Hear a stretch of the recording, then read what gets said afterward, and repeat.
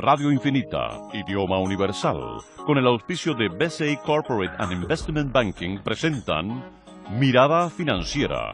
La periodista Paulina Yarur analiza los principales hechos que mueven a los mercados financieros de Chile y el mundo.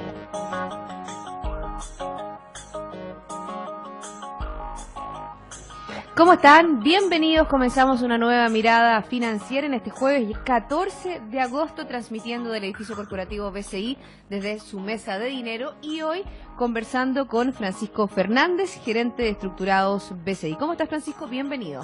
Hola, Paulina, muchas gracias. Vamos a darle a nuestros auditores lo que esperan en este minuto, que son los indicadores, cómo están estado las bolsas, bastante mixtas en el día de hoy. El Nikkei, fíjate que ayer dijimos que a lo mejor iba a tener una baja por la contracción tan severa que tuvo la economía nipona, pero la verdad es que cerró a la alza un 0,66, Hang Seng de Hong Kong abajo un 0,36 y la bolsa de Shanghái un 0,74. Ahí sí que pegó un poco estos datos, ¿no es cierto?, con respecto al crédito en China, datos obviamente que se van a complementar con algunos que van a salir sobre la producción industrial. Vemos como el gigante asiático, los mini estímulos son los que han logrado, ¿no es cierto?, estabilizar en cifras altas, digámoslo, pero más bajas de lo que esperaba todo el mundo. Nos vamos a Europa, donde hay resultados mixtos, porque el FTSE 100 de Londres un 0,43 al alza, el CAC 40 de París un 0,25 al alza, el DAX alemán 0,29 y el IBEX 35 de España a la baja, pero muy levemente, un 0,09. Un día en que la zona euro recibió malos datos. Vamos a hablar de ese tema. Y nos vamos a Estados Unidos. Tenemos las plazas subiendo todas. El Dow Jones un 0,29, Standard & Poor's 0,38, Nasdaq 0,34. Y si volvemos a Santiago, en un día donde el Banco Central decidirá si baja o no la tasa de política monetaria, el IPSA está bajando en un 0,30% y el IXPA también desciende un 0,23%. ¿Qué pasó con el cobre? Había estado bajando en días anteriores y hoy también tuvo una jornada negativa. Cayó un 0,56% y se transó en $3.12. Ya quedaron afuera estos casi $3.30 que veíamos hace algunos días atrás, Francisco. Y nos vamos al dólar, que ese sí cerró al alza, a lo mejor ya esperando, ¿no es cierto?, una baja de tasas del Banco Central. Marcó nuevos máximos en 5 años, 577,5 comprador y 577,9 vendedor, poco más de 2 pesos que en el día de ayer. ¿Por dónde vamos? Partimos por la economía local. La verdad que hoy día hay reunión de tasa de política monetaria, ya el mercado está esperando una baja, no se sabe si 25 o 50. El día de ayer conocimos, ¿no es cierto?, esta encuesta de operadores, también las recomendaciones que se le hace al Banco Central y hablan de un 0,25. ¿Cómo lo ves tú? ¿Dentro de qué contexto y cómo le puede pegar también al tipo de cambio? Sí, Paulina, tal como tú comentas, hoy día es la reunión de política monetaria del Banco Central y yo creo que básicamente el 100% de los economistas y agentes de la economía chilena esperan que el Banco Central baje en al menos 25 puntos base la tasa de política monetaria. Tenemos que tener claro que hace 2 o 3 días atrás se presentó el resultado de la encuesta de expectativas económicas del Banco Central, donde mostraba una caída en el crecimiento y una expectativa de tasa política monetaria, ¿no es cierto?, bajo o en niveles del 3% de aquí a fin de año. Exacto. Si uno esto lo compara con lo que se esperaba hace un año atrás, o sea, tú se sorprenderías. Nadie esperaba bajo niveles del 4% la tasa política monetaria. Claro, todos esperábamos alzas de tasas del Banco Central y también esperábamos también alzas de crecimiento económico, si bien, ¿no es cierto?, la tendencia ya en el último trimestre del 2013 era más bien a la baja. Exactamente. Y si miras más o menos 3 meses atrás, la bajada está a niveles de 3.50, 3.75, no más que eso. Obviamente luego de los resultados que ya yo creo que has conversado varias veces de la parte de producción, del IMASEC que se fue 0,8, toda esa expectativa de la economía local se ve bastante negativo, y esto obliga al Banco Central, ¿no es cierto?, a bajar las tasas, y la expectativa de mercado es que incluso, y hay algunos que hablan de niveles de 2,75% de aquí a fin de año, y que esos niveles de 2,75 se mantengan por al menos un año.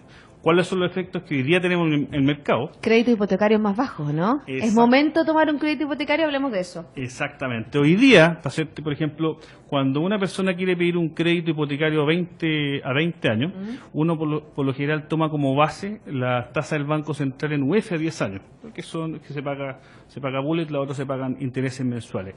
Esa tasa ya está en niveles de 1,25, 1,30%. Hoy día se cayó 10 puntos base. Eso es el valor histórico, es el valor más bajo de la historia. ¿En serio? Exactamente. ¿Y en cuánto estaba hace algunos meses atrás? No, estaban 1,50 hace un par de semanas atrás, anteriormente estaba 1,70, a principios de año niveles del 1,80, se ha caído con mucha fuerza.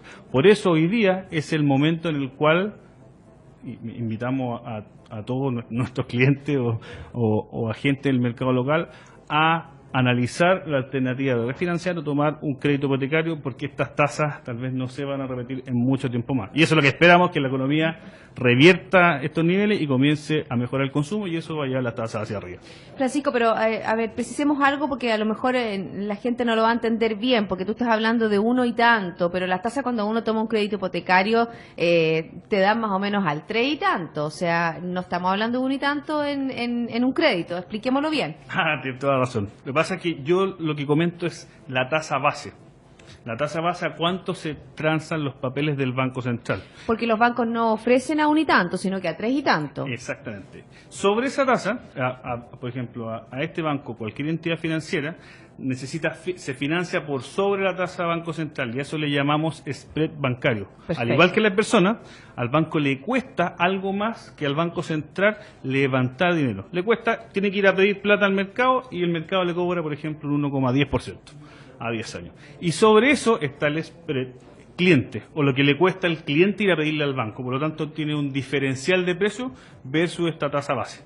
De todas maneras, cuando esta base cae a los niveles que está hoy día y todo lo demás se mantiene constante, la tasa final del cliente es bastante menor. Sí, la verdad que yo estaba leyendo y se hablaba que hace algunos meses atrás estaba en 4,1, un poco más sobre 4, y ahora está un poco menos que 3,90, 3,80 y tanto, e incluso puede ser ir a la baja. Y yo creo que eso es bien importante también explicarle a las personas lo que significa y cómo influye, ¿no es cierto?, en un crédito, porque en general los créditos hipotecarios se toman a 10, 15, 20 años, más o menos, ¿esos son el tiempo? Sí. Y uno toma el crédito por el 90%, por el 80%, 75%. Sí, ahí hay una mezcla de dos cosas. Generalmente los clientes toman en promedio los hipotecarios 20 años, pero también depende de Es cierto que hoy día la economía se encuentra no en un buen pie, por lo tanto tal vez ese porcentaje que financian los bancos puede pasar de niveles de 90 a 85%. Obviamente hay otras variables incorporadas. Y por ejemplo, ahora conviene renegociar el crédito, por ejemplo, a alguien que ya tiene un crédito hipotecario. Claramente y objetivamente es muy buen momento para renegociar los créditos hipotecarios, y lo más seguro que aquellas personas, ¿no es cierto?, que tienen algún crédito hipotecario ya lo están llamando para ofrecerle una renegociación con tasa menor, o la otra es mantener la misma cuota y bajar el plazo. Esas son las dos modalidades que tenemos. Lo repito para que lo entiendan bien. Uno es bajar la tasa. Yo tenía una tasa del 4%, ahora me ofrecen el 3,6%, por lo tanto bajo mi cuota y sigo con una operación, un crédito hipotecario de 20 años, o la otra alternativa que ofrecen las entidades financieras es mantengo la cuota, pero ya no pago por 20 años, pago por 18. ¿Tiene costo, Francisco? Tiene un costo, ¿no es cierto? Sí, eso tiene dependiendo de la entidad financiera, tiene un costo estándar de, no estoy 100% seguro, pero es niveles de 3 meses de interés. Ya, pero igual conviene, o sea, no, igual conviene, maneras. Si te bajas la tasa de un 4 a un 3,6, igual ese costo es bastante menor que lo que tú te ahorras haciendo una renegociación. De todas maneras, como te comentaba, un buen momento para mirarlo, al menos mirarlo. ¿Solo créditos hipotecarios, no créditos de consumo? Todo tipo de crédito puede ser un buen momento. Obviamente, como el Banco Central y las expectativas, lo que comentábamos recién, las expectativas de baja tasa es que llegue de aquí a diciembre a niveles del 3%, las tasas, por ejemplo, de deuda de aquí a diciembre a un año han caído también de forma importante. Por lo tanto, renegociar un crédito que yo tengo vigente o tomar un nuevo crédito es un buen momento. Y eso es lo que busca el Banco Central, que la gente común y corriente como nosotros diga, ¿sabes qué? Oye, está muy barato tomar un crédito hoy día, me voy a comprar un auto, voy a consumir, voy a comprarme cualquier cosa.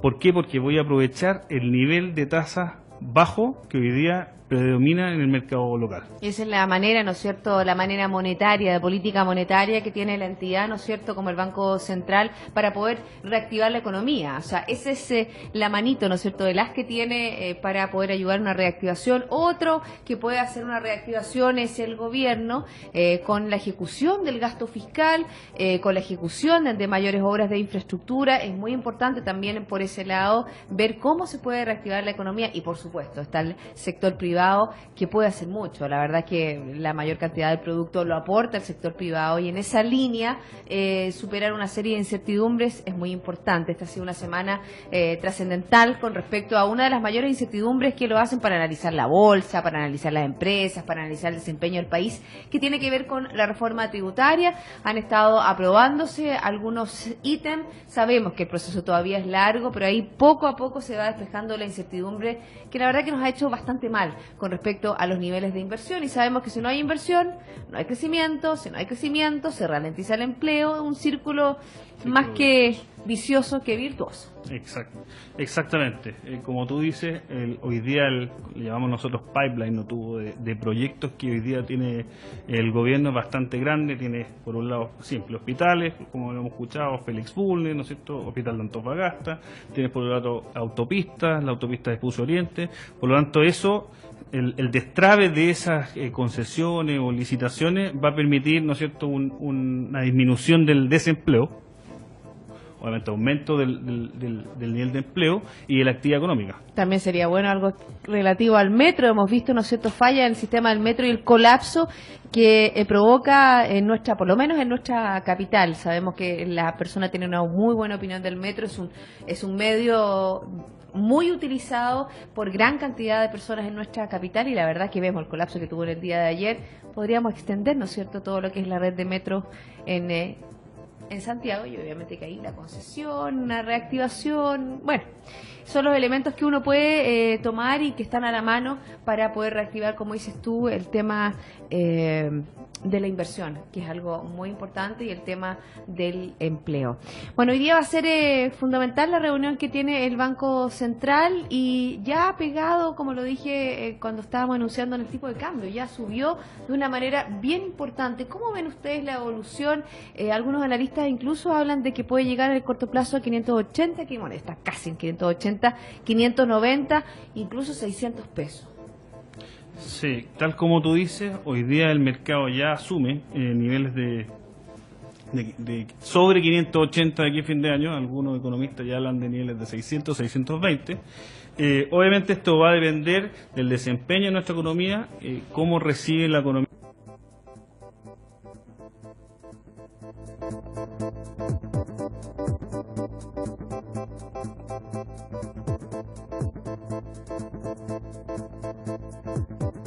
Los estímulos del Banco Central, lo económico, y ciertamente esto ha sido afectado por el diferencial de tasas que se acorta y se acorta entre el mercado americano, que la expectativa es que suba las tasas, y el mercado local que baja las tasas. Y eso, gente del mercado global que tienen capitales en Chile, invirtiendo, ponerlo en palabras simples, en Chile a una tasa X, no están dispuestos a seguir invirtiendo en tasas tan bajas y prefieren, por menos riesgo, tomar sus dólares y llevárselo al mercado americano o otro mercado emergente que está en el mejor pie que el nuestro. Bueno, eso lo hemos visto durante todo este año, y fue a partir de la decisión de la Reserva Federal de comenzar a retirar los estímulos monetarios. Ahí vimos cómo fluían los capitales, vimos operaciones, grandes operaciones de carry trade en nuestro país que tuvieron un impacto en el tipo de cambio. Francisco, vamos a hacer una pausa, ¿te parece? Y después vamos a seguir conversando sobre las cifras, débiles cifras de la eurozona. Pero antes, yo quiero comentarles que BCI Corporate and Investment Banking le ofrece soluciones en corretaje de bolsa, Miami Branch, securitizadora, banca privada, Sales and Trading, finanzas corporativas y Asset Management a través de un solo ejecutivo de relación. Quédese con nosotros, hay más Mirada Financiera.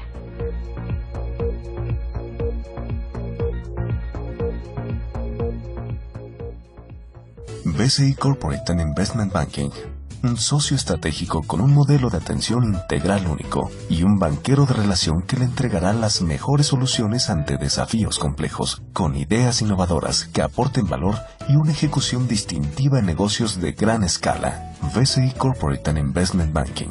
Sentémonos a conversar.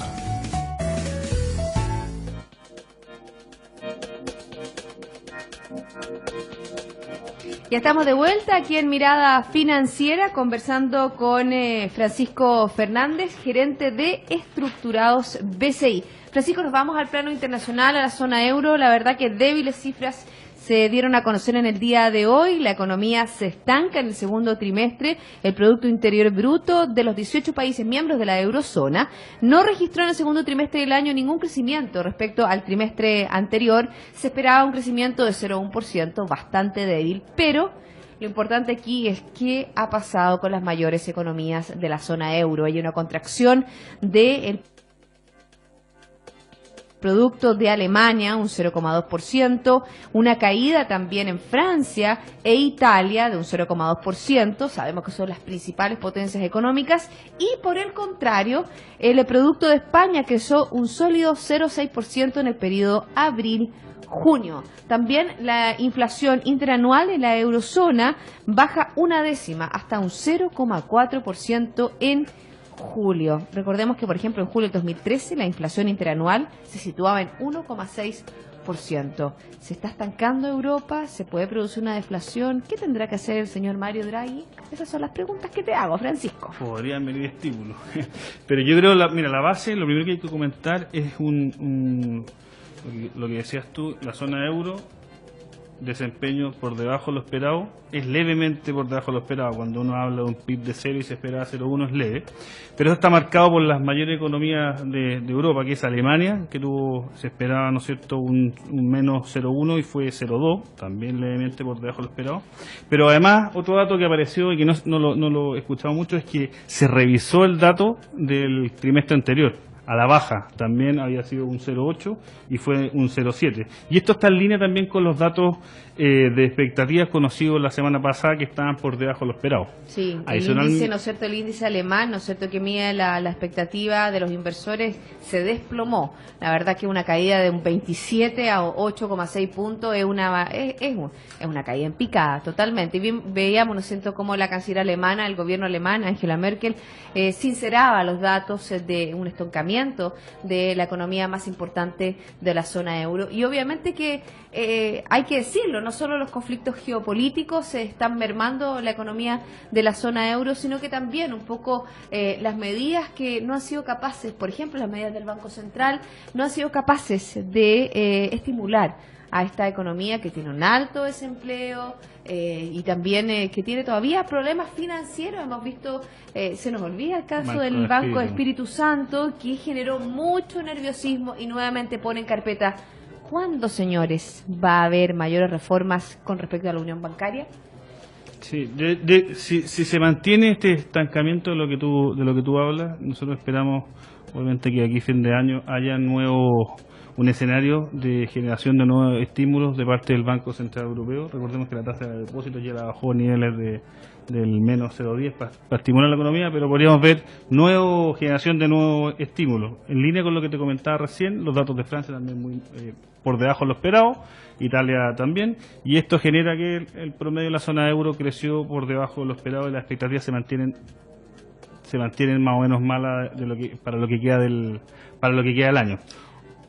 Claramente hay que incorporar para el lado de Alemania el tema de los riesgos geopolíticos con Rusia, porque recordemos que Alemania es dependiente del gas de Rusia. Entonces, y por ahora Rusia no le ha hecho nada al gas, pero en algún minuto puede cortar la llave. A lo mejor es una estrategia que puede tener, ¿no es cierto?, un as bajo la manga Vladimir Putin, porque recordemos que ya impuso, ¿no es cierto?, la no importación de productos de la zona euro, de productos mayormente alimenticios, pero todavía no ha hecho nada con respecto al gas. Sabemos que el impacto podría ser doble para él también.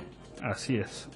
Por eso es importante destacar que hace un año, por ejemplo, Rusia se esperaba un crecimiento para el 2014 de niveles del 4%. Hoy ese escenario ha cambiado ¿Está en profundamente. contracción Rusia? No, la expectativa del año es niveles de 0,08%, pero si lo comparas contra el 4% del año anterior, la caída ha sido muy fuerte y obviamente está influenciado por todos estos problemas que tenemos.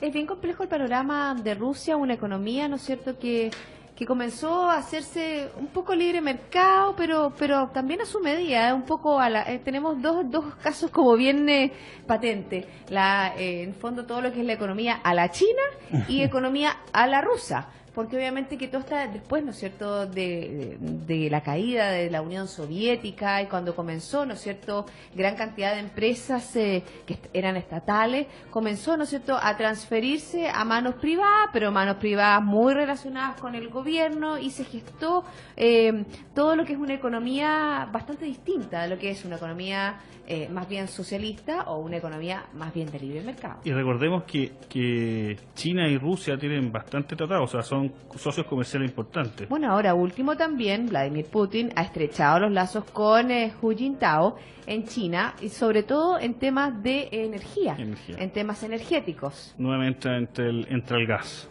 obviamente. Obviamente que los acuerdos que están generando ellos es para contrarrestar un poco todas las acciones que está tomando la Unión Europea y Estados Unidos como embargo o disminución de los valores financieros para Rusia. ¿Qué le pasó a Japón? Hablemos de Japón, de esta contracción que tuvo muy importante de 6,8%, si no me equivoco, en el día de ayer se dio a conocer. Bueno, una de las razones, ¿no es cierto?, para este derrumbe en el crecimiento tuvo que ver con el alza del IPC. El alza, perdón, del IVA, más que el IPC. El alza del IVA de un 5 o un 8%. Si uno lo compara con el 19% que pagamos los chilenos, uno dice, pero si es nada. ¿Por qué se produjo eso? Que los japoneses adelantaron las compras para ahorrarse esta alza. ¿Cómo lo ves tú, Francisco? Claramente, como tú dices, Japón presentó resultados muy malos en cuanto a crecimiento, basado en políticas externas, como por ejemplo haber subido el IVA, y eso lo que genera es que el consumo comience a disminuir. Lo que esperamos nosotros es que, teniendo una economía americana un poquito más fuerte, el dólar se fortalezca y comienza a depreciarse algo el yen.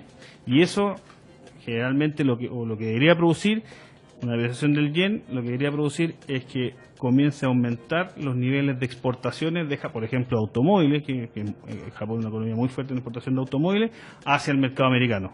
Y eso podría generar mejores resultados. Eso es lo que esperamos nosotros para Japón. Bueno, vamos a ver qué pasa. ¿Te parece si nos volvemos a nuestro continente? Porque hay novedades con respecto a lo que está pasando con estos fondos especulativos, con este default técnico, no técnico de Argentina. Ayer lo comentábamos, que la verdad que no están llegando a buen puerto, incluso, ¿no es cierto?, el juez Tomás Griesa la semana pasada estaba amenazando de declarar a Argentina en desacato porque Argentina había publicado en medios externos que ellos tenían la opción de pagar, que los fondos para quienes pudieran rescatarlo estaban disponibles, pero obviamente que sabemos que esos fondos están requisados por el juez Griesa y hay una serie de complicaciones y más aún en el día de hoy en que sale que, por ejemplo, ya no hay negociación tanto con los bancos, crece la tensión financiera. ¿Por qué no hablamos un poco de eso, Francisco? Sí. Antes de comenzar a hablar del conflicto de default en Argentina, hay que aclarar que el escenario de aquí a 4 meses, a fin de año, cambia rotundamente.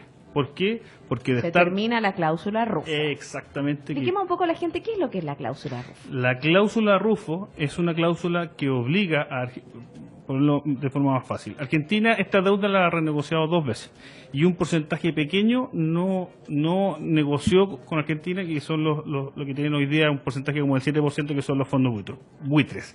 Todos los demás que eran tenedores negociaron con Argentina y llegaron a un acuerdo.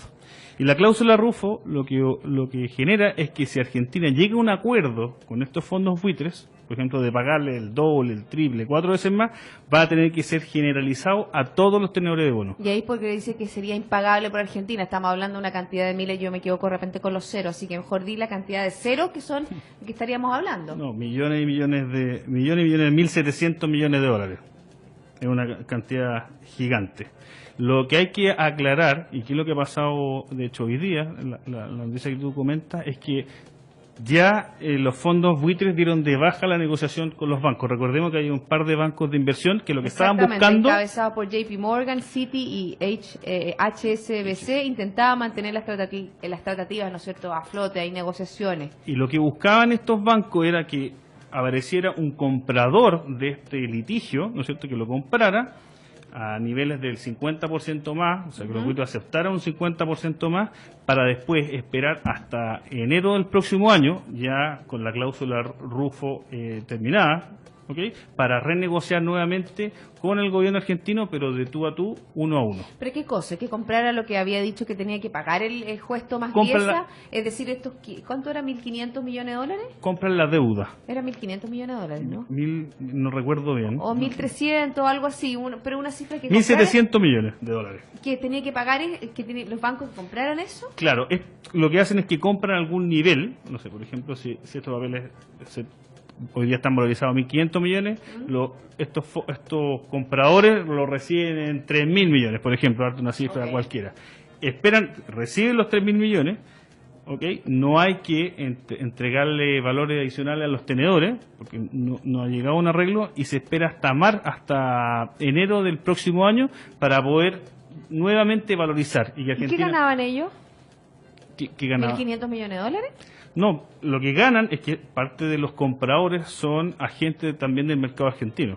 Entonces, lo que ganan ellos es, primero Argentina gana tiempo para negociar en enero, ¿no es cierto?, tú a tú con estos fondos. Es complejo el panorama, sobre todo en un ambiente, lo analizábamos en algunos programas atrás, en el ambiente que está viviendo Argentina. La verdad que las cifras económicas son bastante pesimistas, ya ni tengo recuerdo cuánto puede ser la inflación, superior al 30 o al 40%, una moneda muy debilitada, también están mostrando signos de desempleo, hay obviamente que la gente no está contenta y eso es muy complejo. Claro, el escenario interno de Argentina es bastante complejo, obviamente esto no acuerdo genera en el mercado interno la compra y compra de dólares, devaluación de su moneda, el mercado informal, y esto genera cada vez más inflación y menos crecimiento. Y ellos están con expectativas bastante negativas para lo que queda del año. Bastante poco alentadores, vamos a ver qué pasa en los próximos días con respecto a estos fondos en Argentina y bueno, los ojos atentos a la reunión de hoy día, el Banco Central, mañana no hay programa, así que lo estaremos comentando el lunes. Francisco, un millón de gracias por haberme acompañado en este día, previo a un feriado, que tengas un muy buen fin de semana largo. Muchas gracias. A todos ustedes, nos reencontramos el lunes, siga en compañía de Radio Infinita.